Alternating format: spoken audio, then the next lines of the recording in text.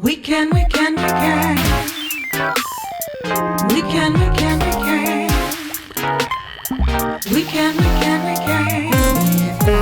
Science Lab. We can ask big questions. We can figure it out. Let's investigate in the Fab Science Lab.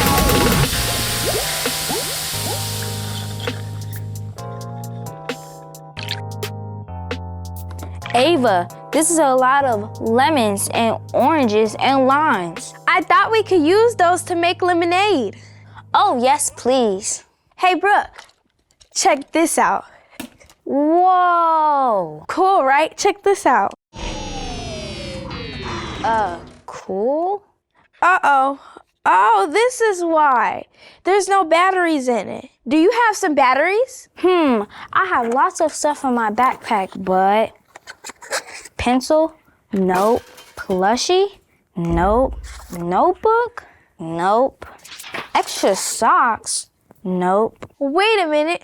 We don't have batteries, but we do have lemons. How are lemons gonna help us? You're gonna love this. Let's find out. In the Mini Fab Science Lab. Okay, now this is cool. Everything's cool in the Mini Fab Science Lab. And now the first thing we need is these lemons. Can you roll them for me, Brooke? Absolutely. Thank you.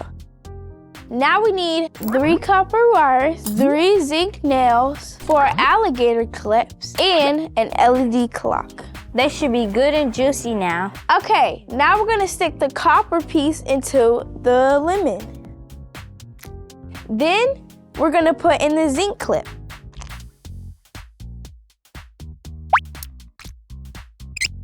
All right, then we'll connect our copper to our zinc.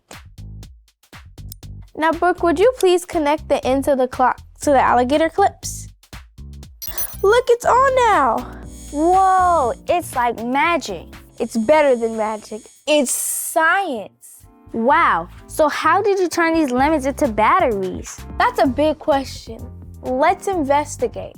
Lemons are filled with a sour, acidy liquid called citric acid. Citric acid is found on all kinds of fruits, like oranges, limes, grapefruits, and lemons. That's right, and we need much more than just citric acid to turn lemons into batteries. We need the copper and the zinc because they help us make electricity. And if we get super duper small, I can show you how. In the copper and the zinc, there are tiny things called electrons that zoom around. The copper has a stronger pull on the little electrons, and the zinc has a weaker pull on them. So the electrons want to move from the zinc to the copper. If we put just the zinc and the copper next to each other, nothing will happen. But if we put them in the lemon, something amazing will happen. The citric acid in the lemon helps the electrons move.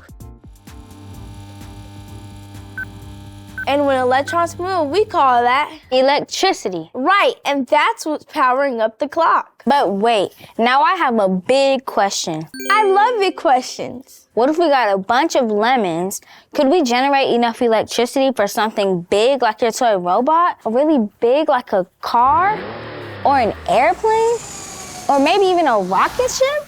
That would take a lot of energy and a lot of lemons. Got it. But do you think we could make enough electricity to power your robot with lemons? That's a big question. We can ask big questions. We can figure them out. And I know just the expert we can talk to. A lemon expert? An electricity expert. Mom, can we call Mr. Riley? We have a question to ask. Of course, but tell him I said hello. Okay. Please call Mr. Riley at North Carolina A&T. Hey, Ava, how's it going? It's good to hear from you. Hi, Mr. Riley. And my mom says hi, too. And this is my friend, Brooke. Hi, Mr. Riley. Hey, what's going on, Brooke? We're calling because we have a question for an electrical engineer. Well, you know I'm an electrical engineer, so how can I shine a light on you today? Brooke and I did an experiment where we generated electricity with lemons. And now we have a big question. Can we generate enough electricity from lemons to power a toy robot? Well, that is a big question. There are a lot of different ways you can make electricity. Let me show you. Traditional power plants burn fuel to heat water, which creates steam. The steam rotates a generator, and that makes electricity. Wind power plants use the power of the wind to rotate generators to create electricity. And my personal favorite, solar power. It's different than the other types because it converts sunlight directly into electricity. The sunlight hits the solar cells, and that's what makes the electrons move around to make an electric current. People produce electricity all over the world to power the cars you ride in, the lights in your house, and the computers you use every day. What about electricity for a toy robot? Your robot remote needs powerful batteries. You would need a lot of lemons. I say a AA battery should do the trick. Okay, so the electrons move just like in the lemon battery? That's right, and that makes Electricity. Right. When electrons move, that's electricity. Nicely done, Brooke and Ava. Thank you for steering us in the right direction, Mr. Riley. Yeah, it was cool to learn about different types of electricity, and now we know what kinds of batteries to search for, or maybe what to do with all those lemons we have. Well, thank you for asking such big questions, Brooke and Ava.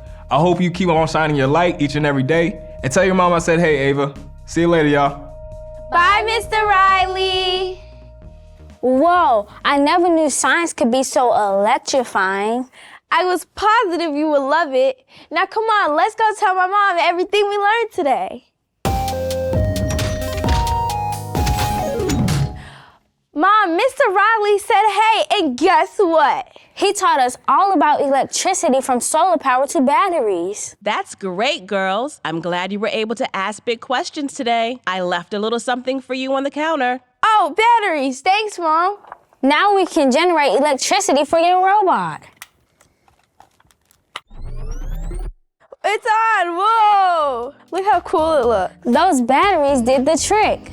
Totally. I'm so glad we didn't use up all our lemons. So now we can make lemonade. Yay, let's do it. Brooke, I'm so glad you could come over and hang out today. Me too. I learned so much about electricity and batteries and even lemons. I'm glad our robot not having batteries didn't turn the day sour. Well, you know what they say, when life gives you lemons.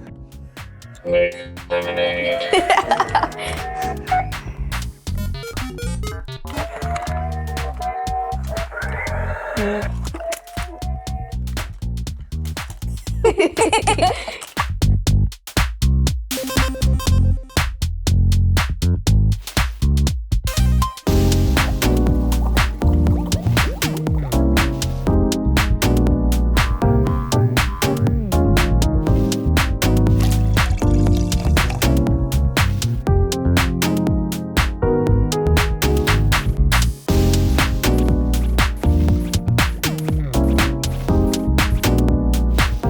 Mini Fab Science Lab is a production of PBS North Carolina in partnership with the North Carolina Department of Health and Human Services, Division of Child Development and Early Education.